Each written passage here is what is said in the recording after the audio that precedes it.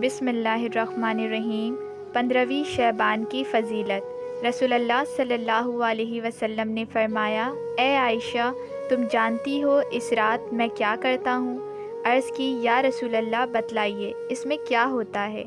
آپ صلی اللہ علیہ وسلم نے فرمایا، اس رات میں یہ ہوتا ہے کہ آدم علیہ السلام کی اولاد میں سے جو شخص اس سال پیدا ہوگا اور جو اس سال میں مرے گا، اس کا مرنا اور پیدا ہونا لکھا جاتا ہے، اور جو فرشتے ان کاموں پر مقرر ہیں ان کو اطلاع دی جاتی ہے، اور جتنا جتنا رزق مخلوق کو اس برس میں ملے گا سب لکھا جاتا ہے۔